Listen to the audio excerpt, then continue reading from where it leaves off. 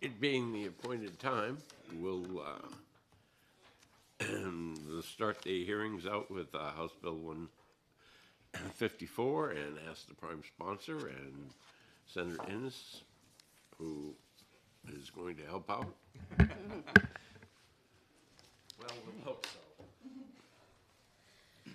Okay, good morning, and thank you very much, Chairman Gray, and thank you for hearing this House Bill 154.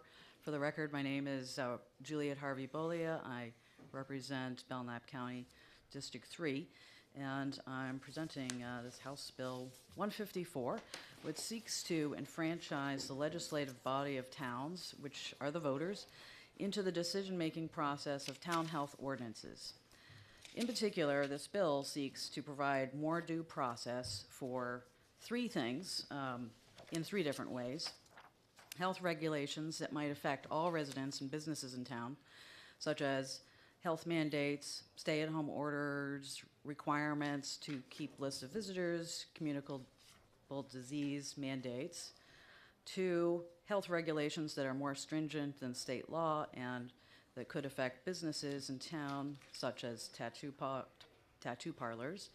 And the third thing is to, which this bill would seek to correct, is to correct mistakes on legislation or bylaws that are passed in towns. So I handed out a bunch of things, and the first thing you should see is this title, 10 Public Health, Chapter 147. I just gave you this so you can have some context for the whole section here on local regulations and health officers. And I just highlighted the passage that's the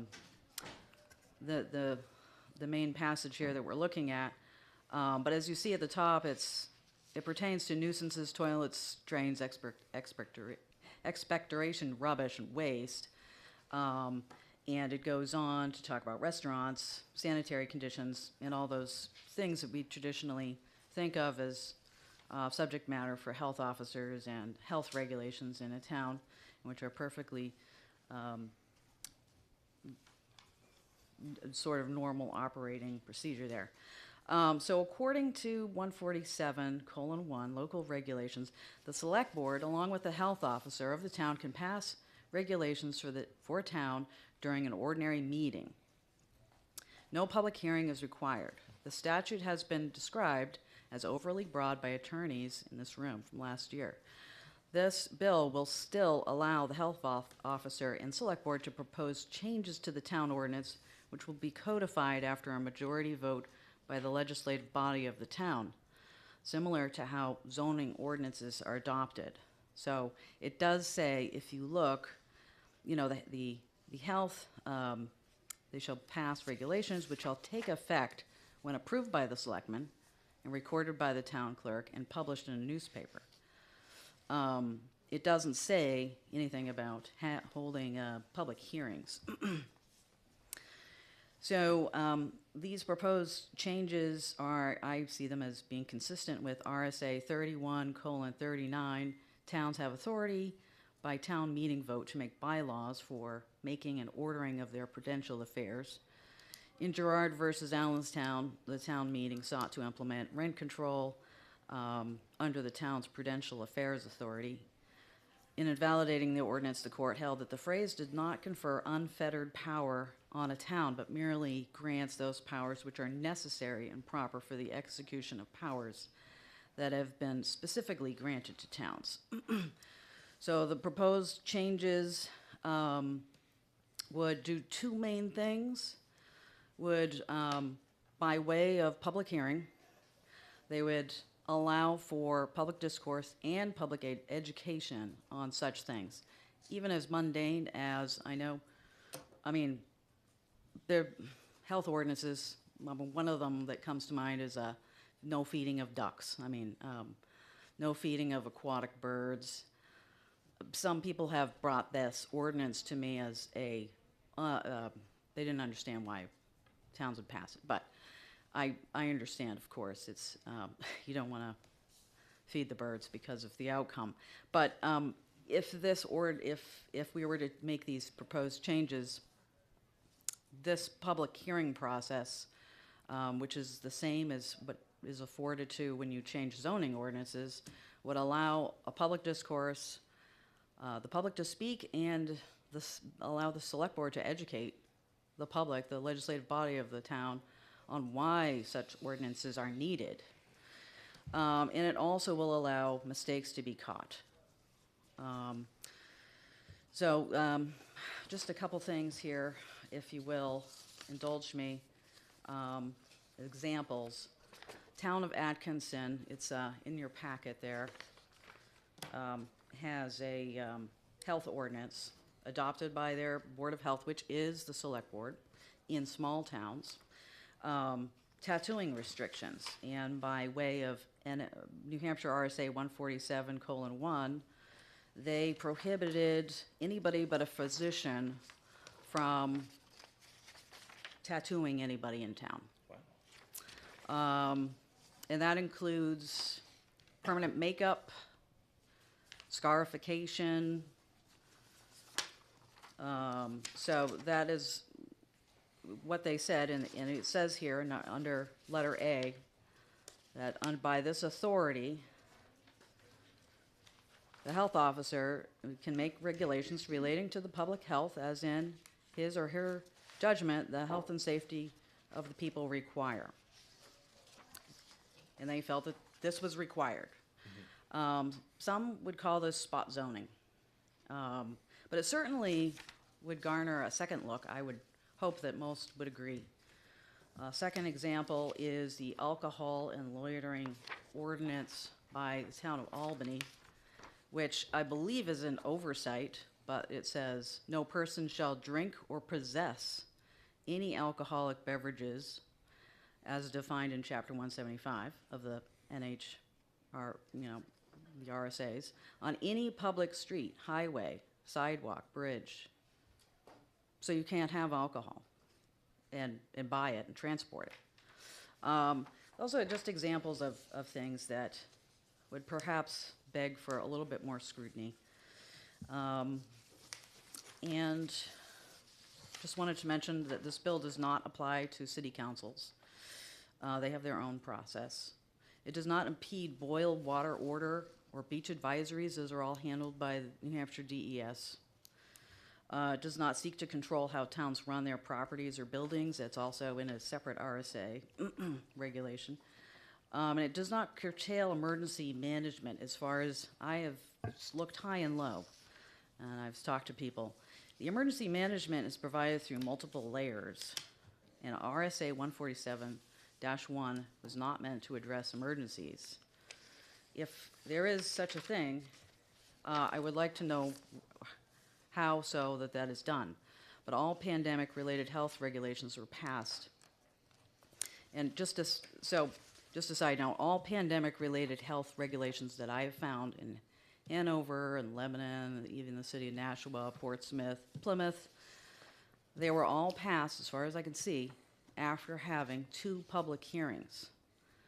I was working for a town at the time. I worked for the town of Plymouth for 10 years. I was on the planning board for 7 years at the town of Tilton. I was very involved in the process of the passing of the mask mandate in Plymouth. They consulted their lawyer. The lawyer suggested the 2 public hearings. So how was that an emergency? They felt they didn't need to do that because according to the RSA as it's written now, they could have just passed their mask mandate without any public hearings. But they chose to do that because it is proper. And that's how the pandemic response was addressed by pretty much all the towns.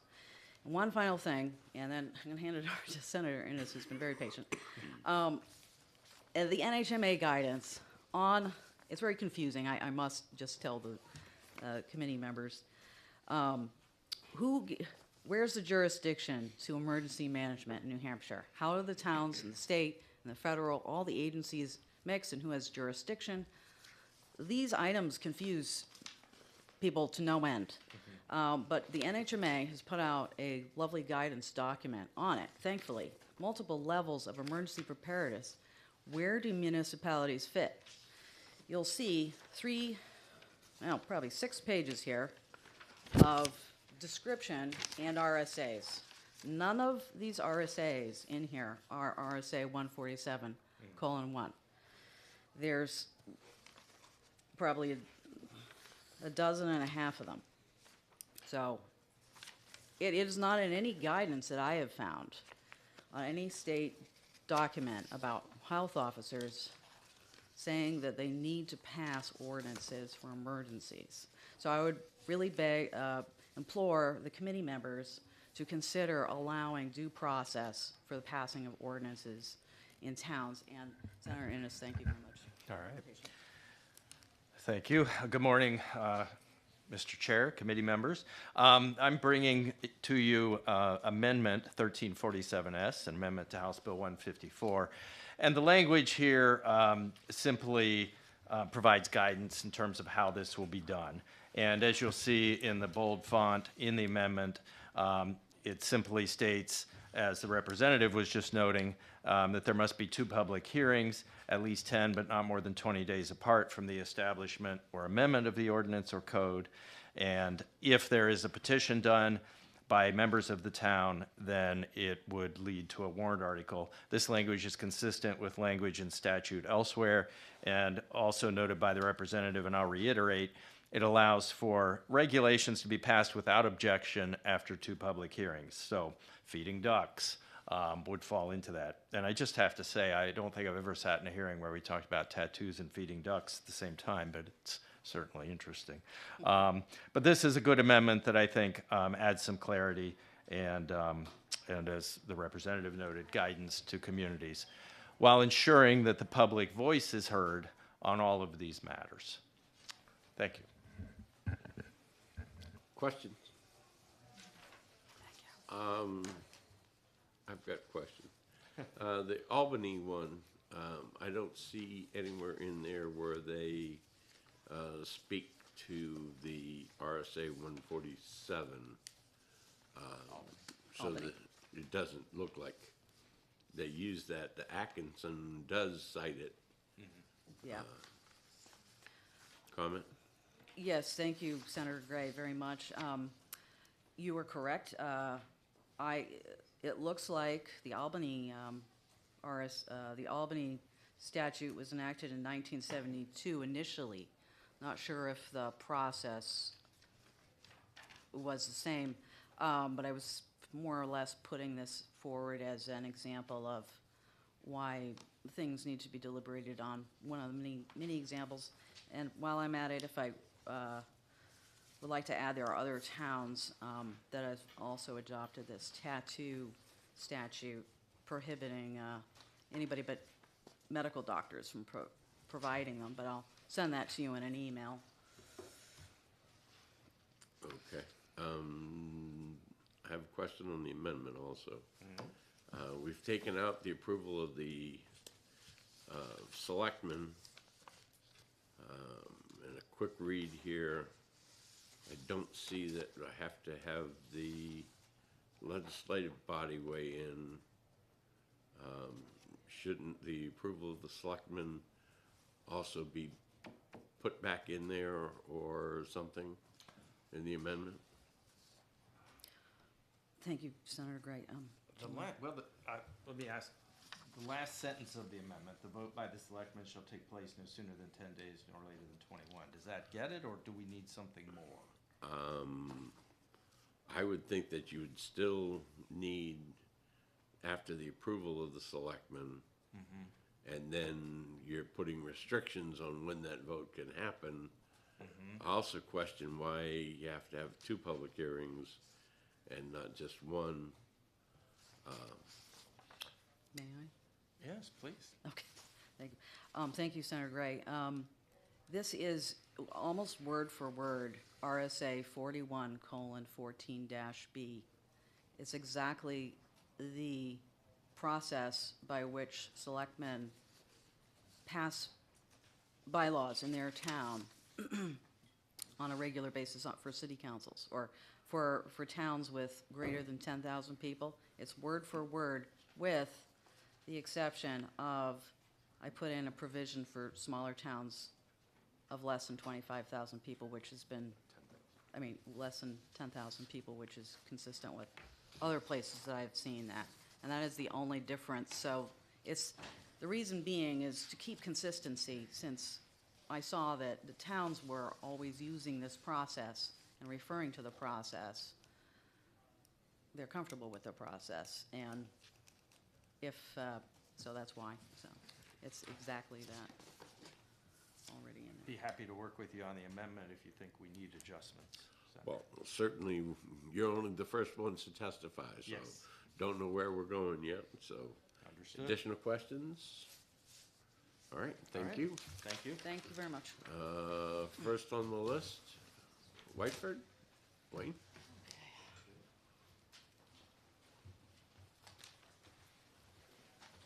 Or Whitford? Yes.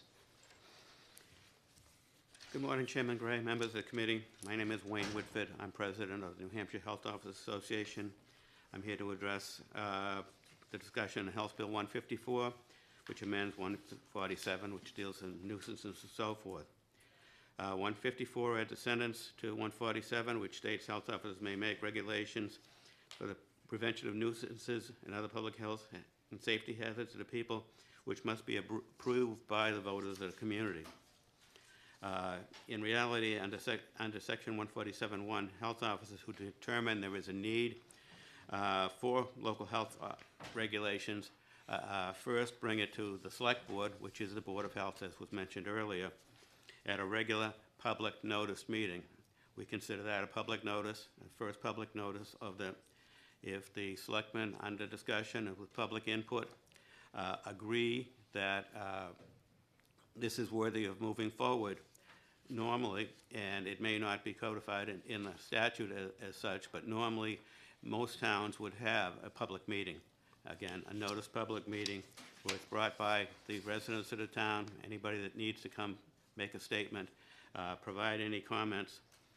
And normally, after those two meetings, the bill would move forward, either passed by the select board with the input of the town and with the hearings of the public. Health Office Association sees no need in stretching this out for the additional time that may be needed, which could be as long as 9 to 10 months after it's first presented before it goes before the public meeting of the town meeting. We feel that this bill, as it stands right now, and it may not be true everywhere, but as it stands right now in most communities, the public hearings of the select board itself and the public meetings of the people of the town are sufficient to pass such an ordinance, and it's not necessary to bring it to the public town meeting. Thank you. Okay, questions? Senator Perkins Corker. Thank you, Chairman, and thank you for being here. I know our initial sponsor spoke a lot about sort of how emergency procedures would work, but in your professional opinion, would you have concerns about allowing a health ordinance that dealt with public safety to have to be postponed all the way to annual town meeting? Well, as was mentioned earlier, any emergency situations are handled under a different RSA. And if there is something urgent that needs to go into effect immediately, it can be handled under the emergency management statute. Certain regulations that are proposed, it's questionable whether they're actually an emergency or just in the public interest, would have to go the 9, 10 months until the town meeting. Okay, just one follow-up if I may, Chair. Certainly.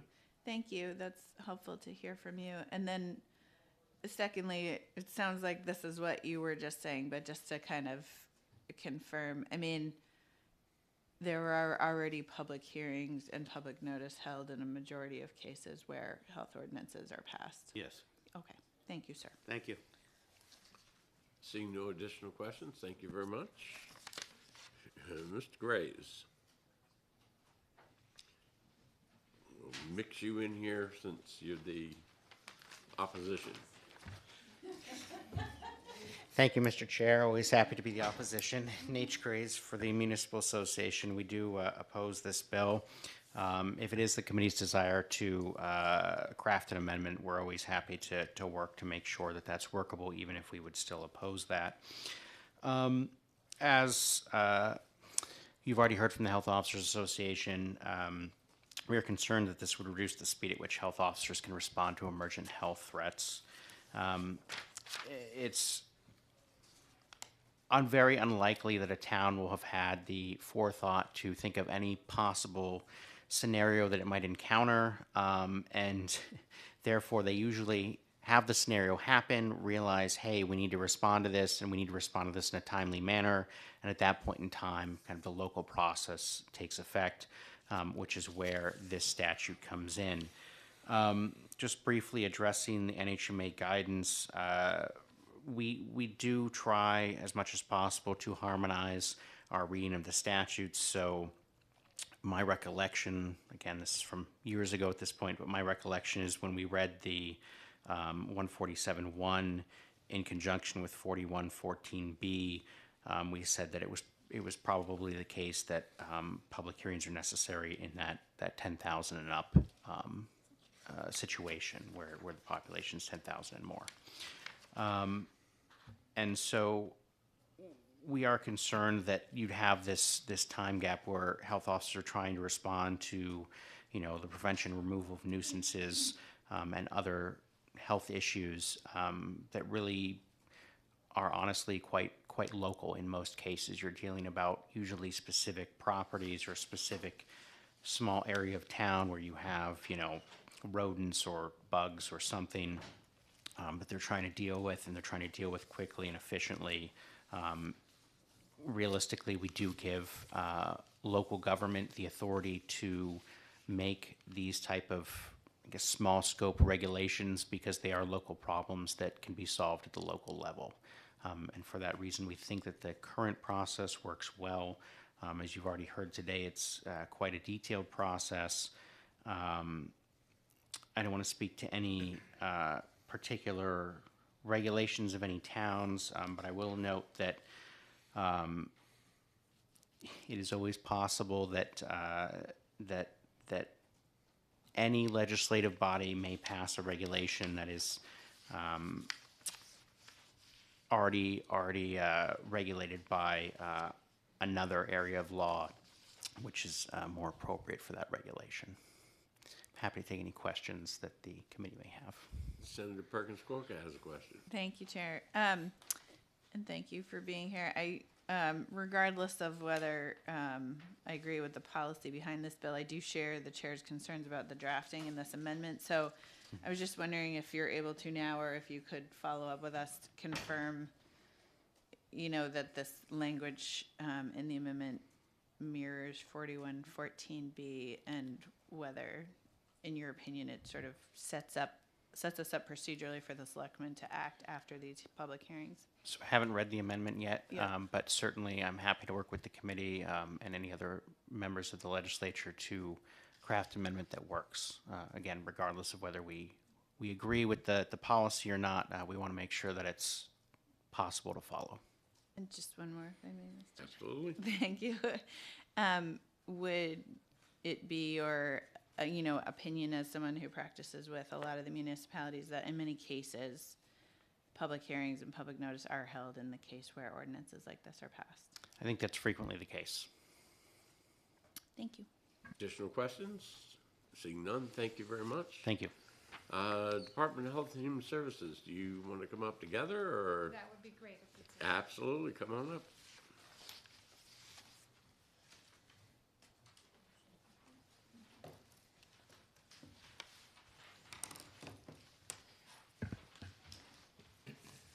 Good morning, Chairman Gray and members of the committee.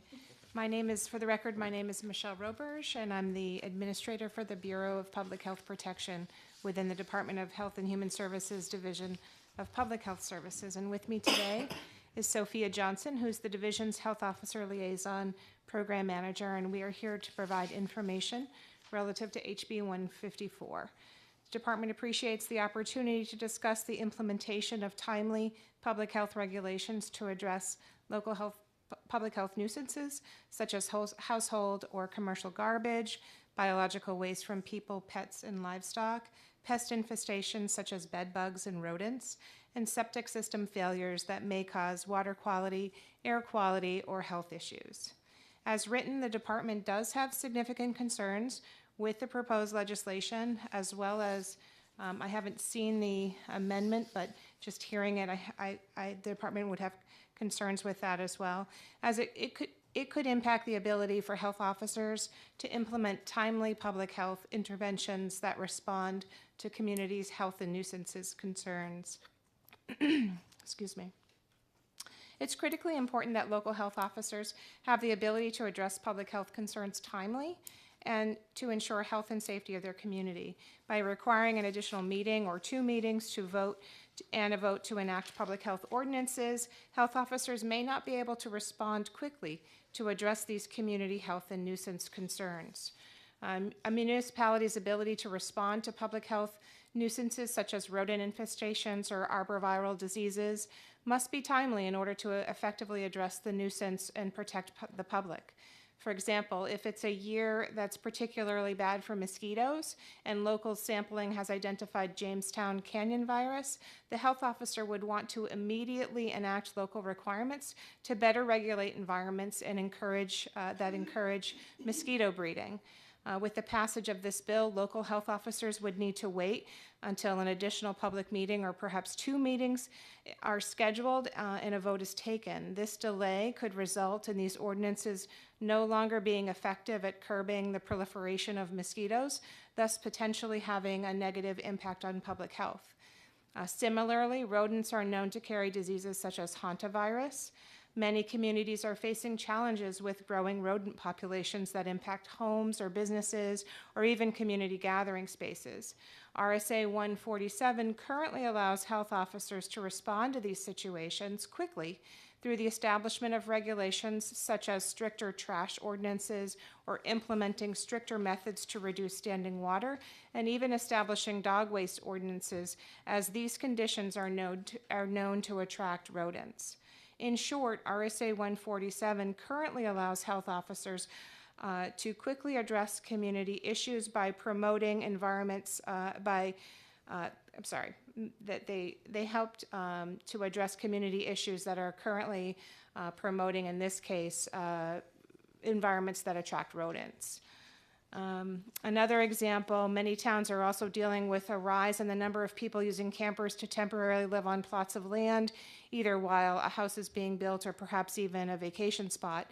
This type of activity can lead to health concerns associated with improper disposal of waste and potential contamination of nearby water or even adjacent private wells.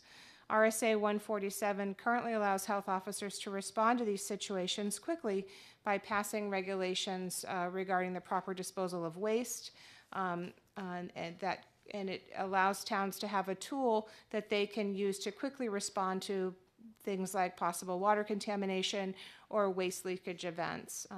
The department has concerns that HB 154 would interrupt an effective process already in place to protect public health and to ensure timely response.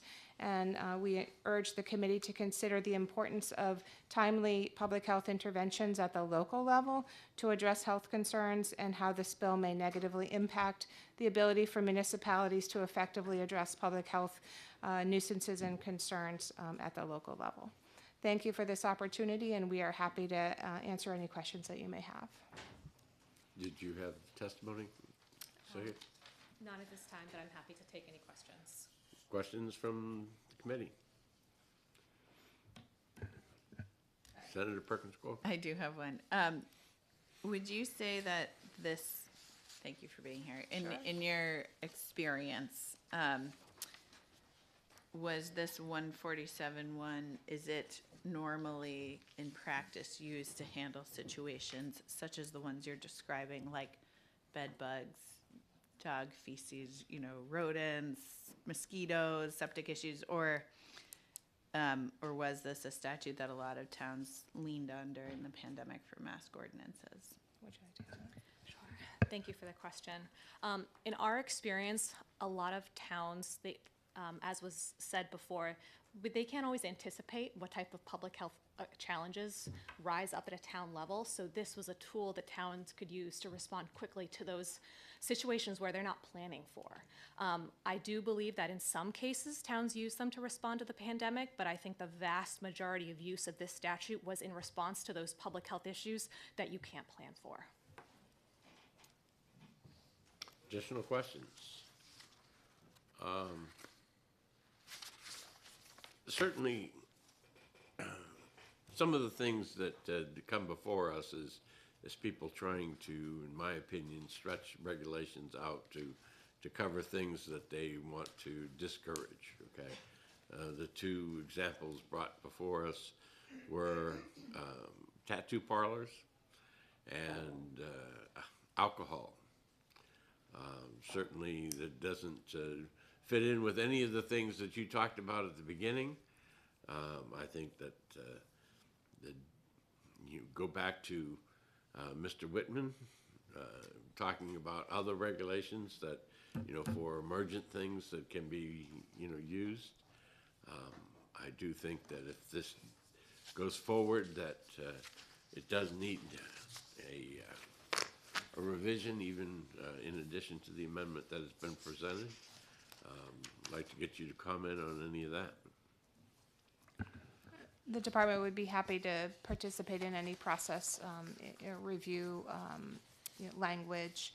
Again, as stated in testimony, I think from our perspective, our concern is to make sure that that communities through these health ordinances are nimble to be able to quickly respond to public health concerns at the local level.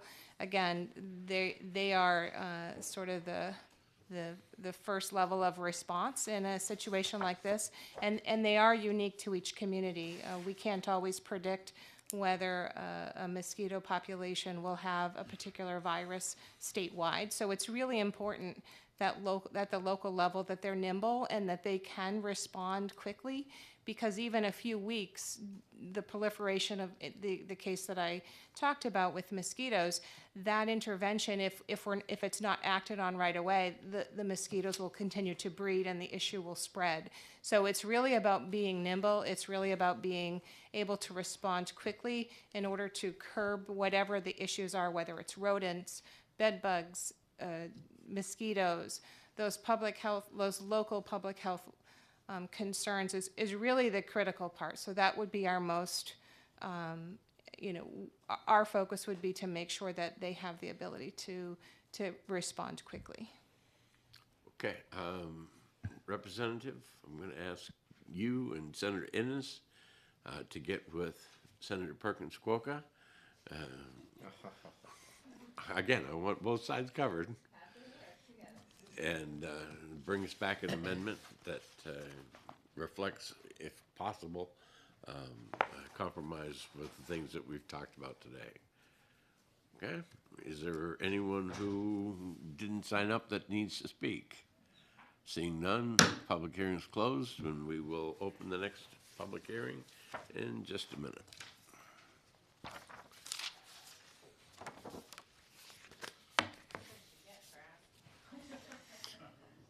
That's why I sit here quietly.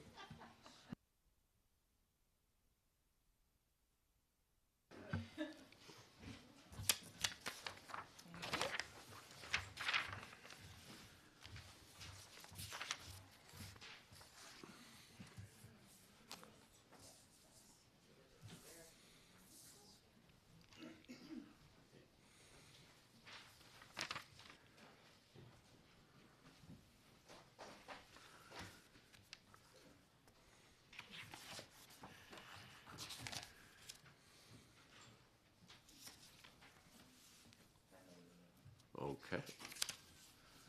So we'll open the public hearing on House Bill 197. Is the prime sponsor here? Okay. We'll ask the vice chair to introduce the bill.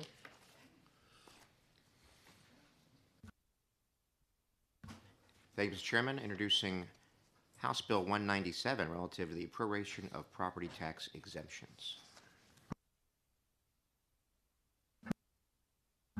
thank you very much. And we'll start off with Jim Mishu.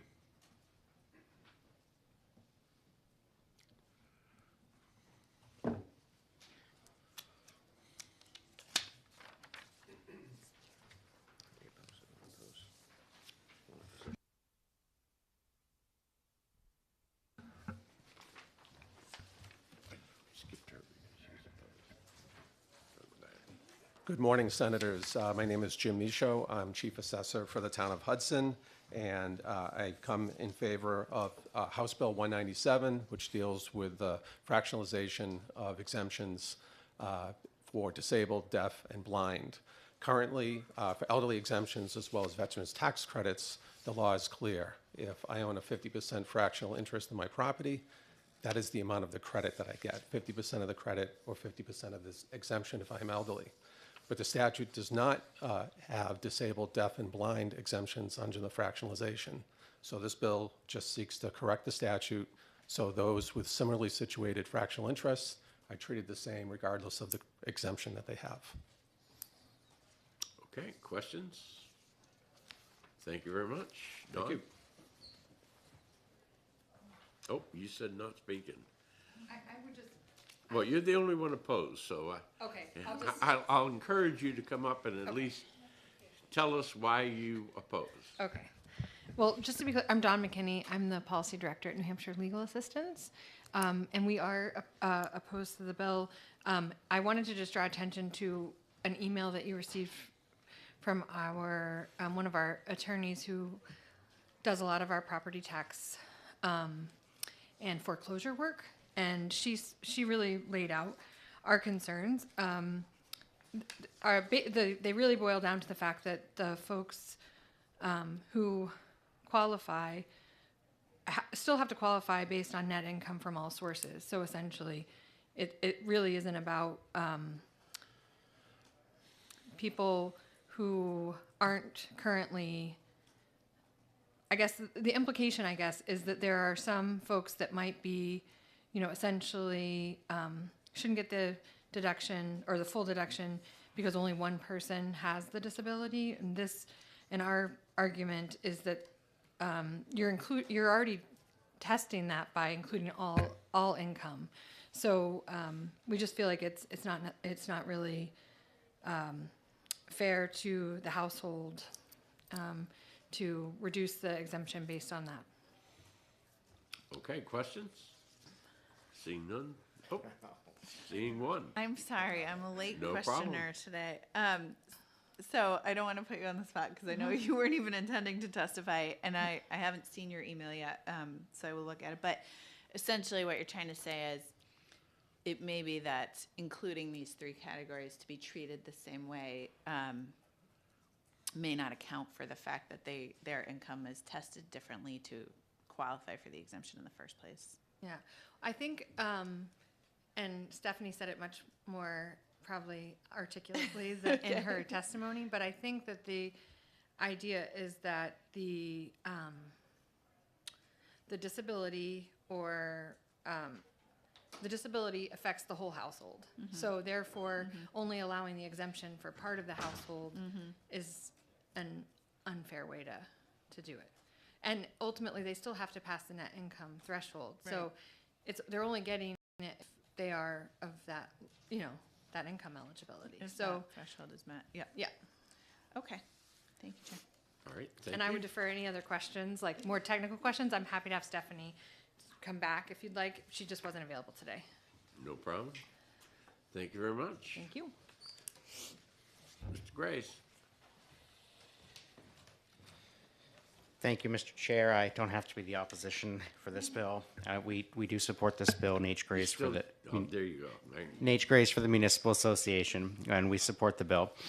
As Mr. Michaud said, essentially this would just alter the proration statute to require that all exemptions are treated the same under our existing statutory scheme for taxation. We tax properties, and there are some exemptions where a fractional owner is granted a fractional exemption, but that's not the case for all of them. So this would just level the playing field across all existing exemptions.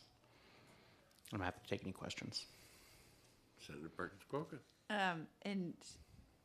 Thank you. And would it be, could you speak on the point of whether there might be additional tests that apply to these three new categories that may not apply to an elderly exemption? For example, because I know when I sat on Portsmouth City Council, we just looked purely at net assets of that elderly person. I would love to defer to Mr. Michaud if the chair will allow it, because he is an assessor and knows this, and I do not. Okay, thank you.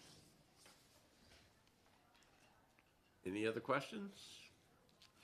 Mr. Michaud, you've been invoked. Did you want to comment on that? Thank you, Senator. I was trying to follow the question, but I couldn't. I think, if I may, Mr. Chair. Absolutely. So my question is, I think, a procedural one. If a municipality is to act, to have one of these exemptions, in the case of an elderly exemption, for example, I know in Portsmouth we looked purely at the value of the assets of that individual claiming exemption.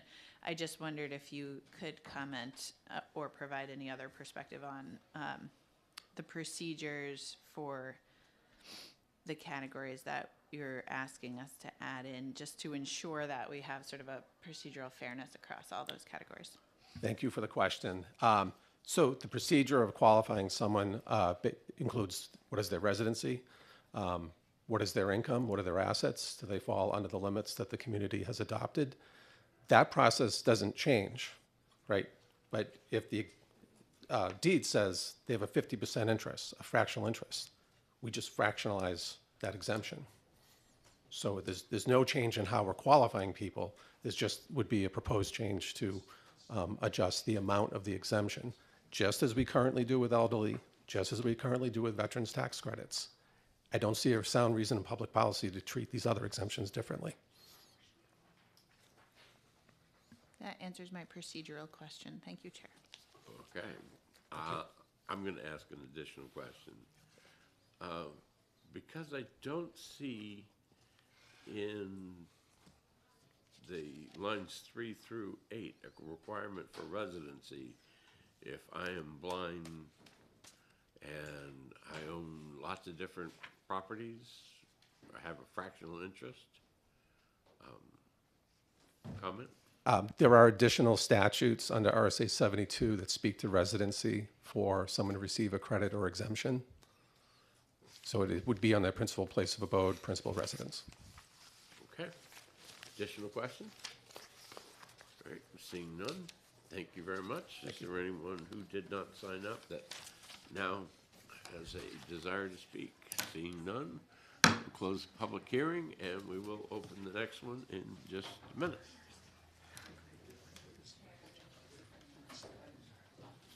Okay.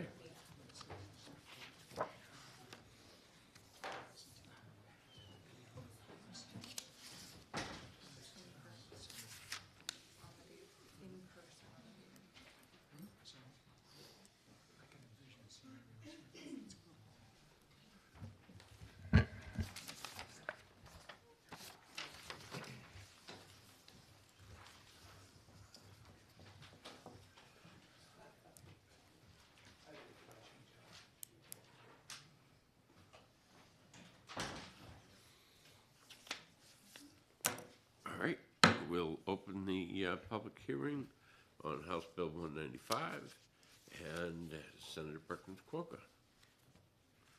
Thank you, Recognize Chair. you. So I'm here on behalf of Representative Connie Lane just to introduce HB 195. The intent of this bill is to strengthen disclosure in New Hampshire. The primary change here is to drop the threshold for political advocacy organizations to disclose expenditures from the current level of $5,000 down to $2,500. The intent, again, is just to make sure that there's transparency available to the voters. I'll also draw your attention to the fact that the word only is removed from current statutes. So in this case, that would appear in line 6. And that was in response to 2015 opinion from the Attorney General where the word only sort of interfered, in their opinion, with their ability to enforce a law. So I myself have not read that opinion, but I'm happy to put it forward as something that has motivated the prime sponsor in bringing this bill. And I could offer to answer questions, but I'm not sure if I'm the right person. All righty. You have any questions? I have no questions. All right, we'll let you off the hook quickly. Thank you. All right. Um,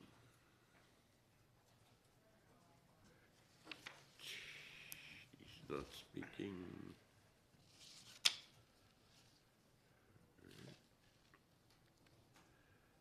Mike Rollo? Mike? We're not testifying, Senator, we're just Okay. concerned. Just concerned, all right. It's the American Cancer Society for the record, sir. Okay. Olivia? I don't see her here. Mr. Perry? I think they're all in the hallway, so. Oh, well, here it goes. We still have a couple of. Nobody there? All right. And Bob Perry, I saw him in here before, but. All right. Kathleen? There's one of them, sir. They're calling you, Bob. I'm looking for all of them. Bob, have a seat.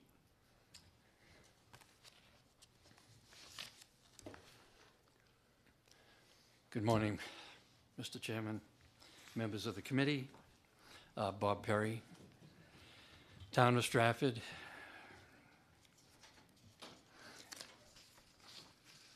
I speak in support of HB 195. It would seem to be sound policy for our republic that our campaign finance laws effectively prevent untraceable campaign contributions meant to influence our elections, and just as effectively block all campaign contributions meant to influence U.S. elections that originate from foreign countries. Current law related to political advocacy organizations seems to address neither. The state of New Hampshire requires its candidates for office to register with the state and provide the following information: full name of contributors in alphabetical order, no less, post office address, amount of contribution, date received, aggregate contributions to date, and in the case of contributions over $200, to disclose the contributor's occupation, job title, name of employer, and city or town of principal place of business. You all know this because you conform to the law. To those who might consider donor reprisals as sufficient reason not to require donor disclosure, I submit the New Hampshire legislature has determined that full disclosure outweighs claims of retaliation. This is sound policy as applied to state candidates and is sound policy for political advocacy organizations. Indeed, in its ruling, the Supreme Court of the United States dismissed claims of retaliation when it concluded, quote, Citizens United has been disclosing its donors for years and has identified no instance of harassment or retaliation, end quote. I infer from this statement that the court did not intend to prohibit the disclosure of donors. This bill, amended by the House and received by this committee via the consent calendar, sets a $2,500 threshold for registering and reporting. This dollar figure takes into account the fact that in House races, an expenditure of $2,500 can have a significant impact on outcomes. Our laws are replete with the time and court-tested reasonable person standard. This bill utilizes this standard to determine how a reasonable person is likely to interpret a communication, whether it advocates for the support or defeat of a candidate or candidates or the success or defeat of a measure or measures, not whether it is the only interpretation a reasonable person could reach. There are now 1,000 billionaires in New Hampshire, in America. Only a handful of which making contributions through organizations not disclosing their contributors could change election outcomes anywhere in America.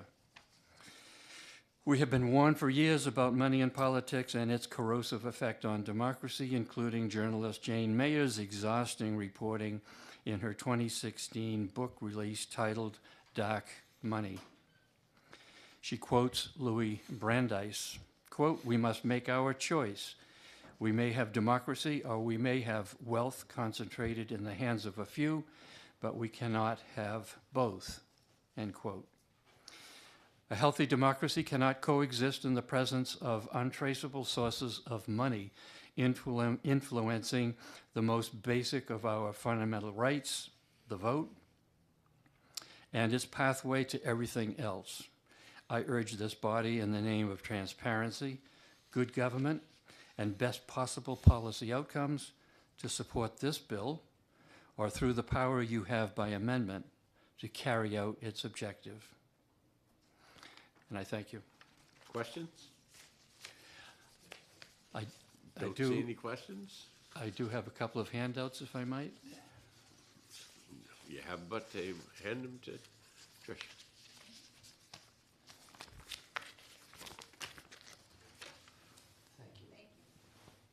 Sarah?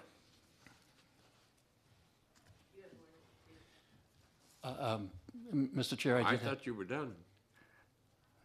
No? No. Yes? Maybe? no. Just a couple of handouts with brief explanation. I'm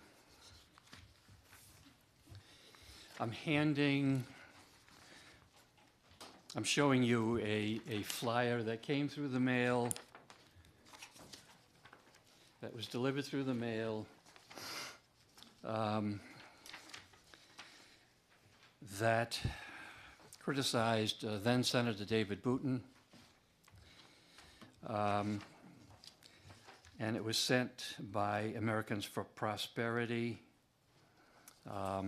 Open Democracy brought a complaint which the Attorney General's office thought was not enforceable. The definition of political advocacy organization at the time had within its language the word only. In other words, the flyer could only be interpreted as being issue advocacy. And so the letter, and at the bottom of this flyer is an explanation that was not part of the flyer. And I have the 2015 letter of the Attorney General's office that explains why it did not enforce that complaint. I have here another flyer that begins friends and neighbors. Yeah, thanks. Thanks. Begins, sex may sell, but do pawn shops on Main Street build strong local economies? This was a flyer sent against Andy Sanborn, paid for by Strong Local Economies New Hampshire. This organization did not register or report either. Now I am done. Thank you very much.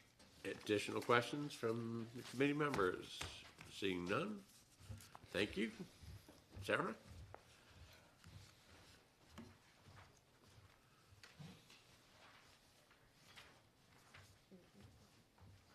Just, she'll get them when she gets back.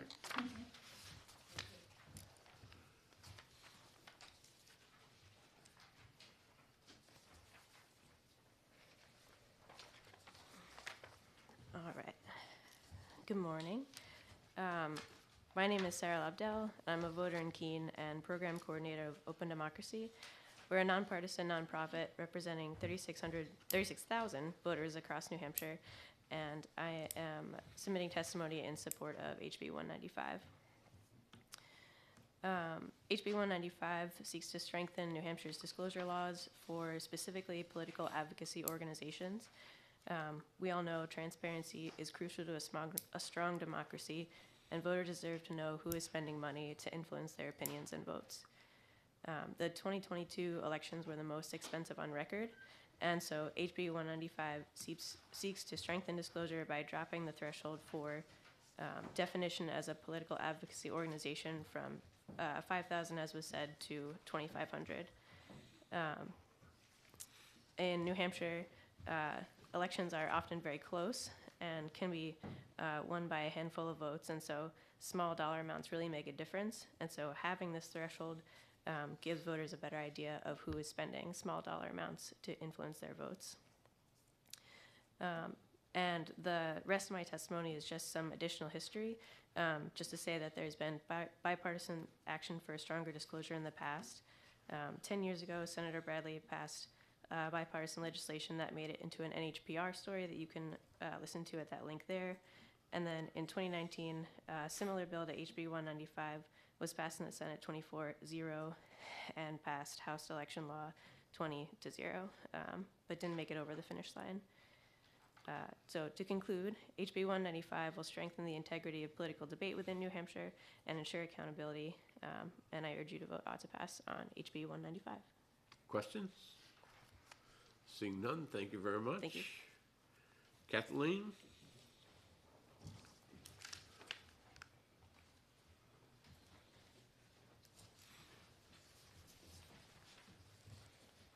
Good morning, thank you. My name is Kathleen Reardon. I'm the CEO of the New Hampshire Center for Nonprofits, which has more than 700 nonprofit members across New Hampshire. And I do not have a position, the center does not have a position about this bill. We are here simply to raise a question and a concern.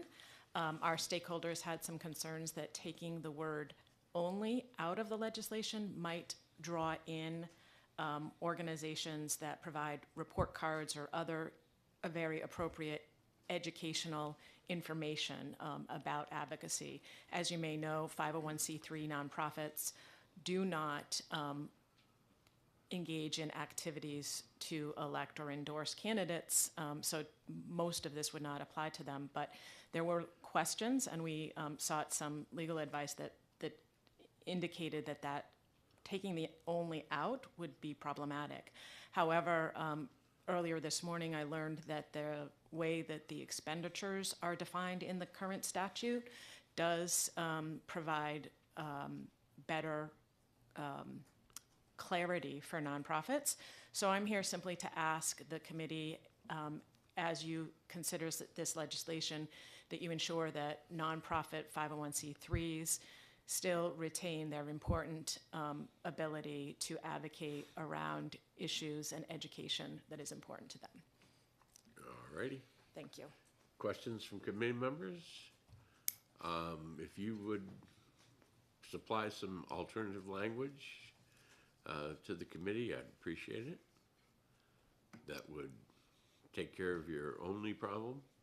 Well, I think that as I'm learning about it, that the current expenditure language may take care of it as long as that remains as it is. So I will take it into further review, and if there's anything else, we'll let you know. Thank you.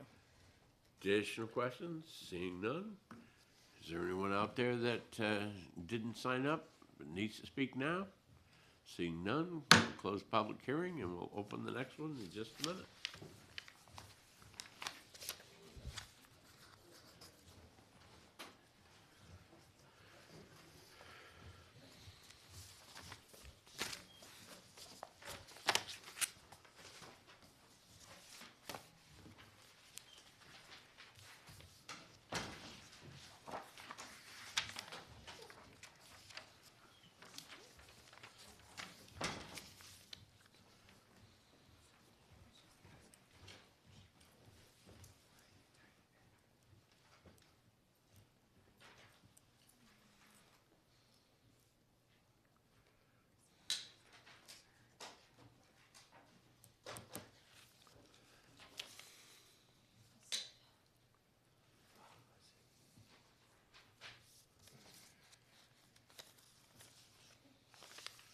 right, we'll open the public hearing on House Bill 244. I don't know your representative, but I'm assuming that you're the prime sponsor. Or you'll tell us who you are. Good morning. I'm Representative Caitlin Kutab from Rockingham 17, Windham. Thank you for having me here this morning. This bill is just simply changing to clarify that the clerk will send absentee ballots until 12 p.m. on the day before the election. We did just discuss, Secretary of State Scanlon and one of the clerks and I were just discussing amending to change like a couple of the words. Instead of saying deliver, provide, and after in person, adding at the clerk's office, just so that it's abundantly clear that the clerk doesn't have to deliver an absentee ballot out of state. The purpose of this is that, especially in some of the smaller towns, the clerk basically has to be in two places at once, and with little likelihood that the absentee ballot is even going to make it there. So some of the post offices are only open until 2 p.m., for example, and the clerk is also required to be in person at the town hall from 3 to 5 p.m. And so we're also requiring that they mail the ballots until 5 p.m., even though they're really unlikely to get to the voter in time. And we're kind of disenfranchising voters by implying to them that if they request an absentee ballot until 5 p.m. and the clerk mails it out, that it may actually reach them, because it's the likelihood of that actually happening is very minimal. So we're asking, the clerks to kind of be in two places at once and really without any reasonable expectation that it's going to be a fruitful activity for them. Happy to take any questions. All right, questions from the committee members? Not having gone through the whole statute, but we do, if someone drives up to a polling place and because of an accident or whatever, cannot get into the polling place, the current practice is that the clerks would deliver an absentee ballot to them in their car. Does the language that we're inserting in here in any way restrict us from doing that? You may not know, but see, it'll give other people that are here time to think about it. So I think that particular piece is covered under another section of the RSA. This part of the RSA is literally just referencing where you're mailing the ballots. And in fact, even though we added in to further clarify that they could get the ballots in person at the clerk's office, that is actually also covered under another RSA as well. Okay. And if the committee is okay with this language, I am happy to get it typed up by OLS as well. I don't know if you want to.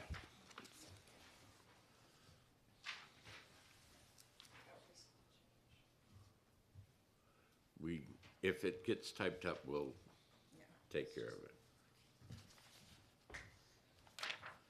If you could make copies and email them out to the committee members. Sure. All right, seeing no other questions, thank you very much. Thank you. The Secretary of State, I'll give you the option either going now or last. I'll go down. All right. Now, Mr. Chairman, thank you. Thank you, Mr. Chairman, members of the committee. I'm David Scanlon, Secretary of State, here in support of this bill and the amendment that was just proposed. What this bill does essentially is says that any voter who would like to request an absentee ballot delivered to them through the mail should have their application in to the clerk before noontime on the day before the election. It's simply to give the clerk enough time to receive the application and then mail the ballot before the post office closes on that day. And then in addition, it clarifies that any absentee voter can go to the clerk's office in person on the day before the election up until they close at 5 o'clock and request and receive an absentee ballot in person.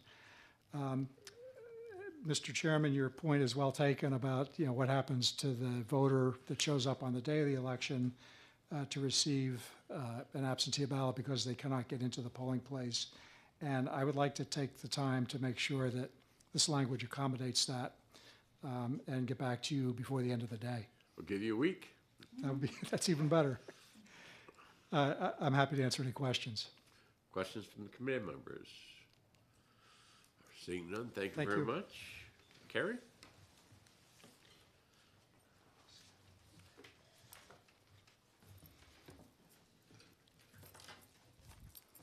Good morning. I'm Carrie Parker, Town Clerk, Meredith, New Hampshire, and I'm representing the New Hampshire City and Town Clerks Association.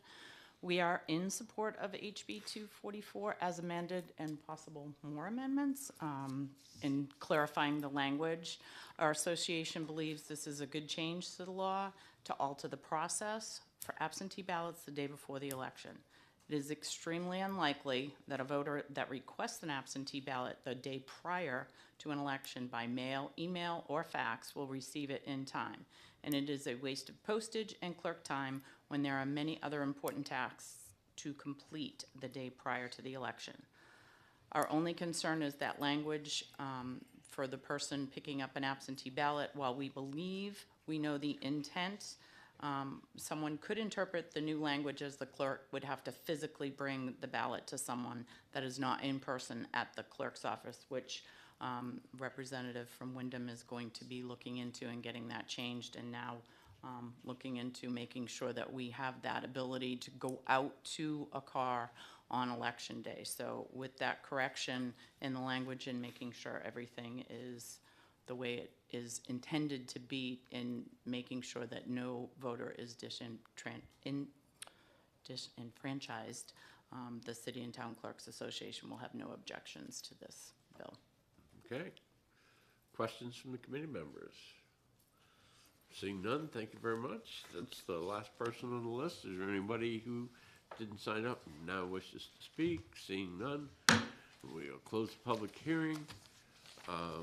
I don't intend to exec any bills today because one of our members is out because of business and the other is out because of a family situation.